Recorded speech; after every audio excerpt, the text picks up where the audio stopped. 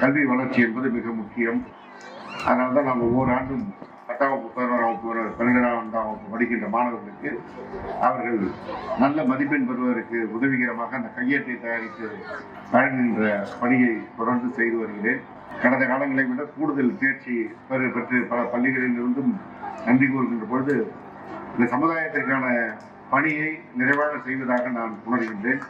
அதே போல இந்த ஆண்டு அடுத்த கட்ட முயற்சியாக ஒரு கிராமப்புறத்து மாணவர்களாக இருக்கின்ற நம்முடைய மாணவர்கள் நகர்ப்புறத்து மாணவர்களுடைய அவர்களுக்கு போட்டியாக வரக்கூடிய அளவிற்கு தயார் செய்வதற்கான அடுத்த முயற்சியாக ஆங்கில பயிற்சி வகுப்பை என்னுடைய சார்பாக ஒவ்வொரு பள்ளியிலும் நடத்துவதற்கான முயற்சி எடுத்திருக்கின்றேன். அதை அடுத்த மாதத்திற்குள்ளாக துவங்குவதற்கு திட்டமிட்டிருக்கின்றோம். இதையெல்லாம் சொல்வதற்கு காரணம், என்னதான் இன்றைக்கு தொழில்நுட்ப வளர்ச்சி, பல்வேறு வளர்ச்சிகள் வந்தாலும் நம்முடைய தொகுதியை பொறுத்தவரை இன்னும் கூடுதலான கல்வி வளர்ச்சியும் அதன் மூலமாக வேலைவாய்ப்பை தேடுகின்ற வாய்ப்பையும் நம்முடைய இளைஞர்களுக்கு ஏற்படுத்தி கொடுக்க வேண்டிய கடமை நமக்கு இருக்கிறது.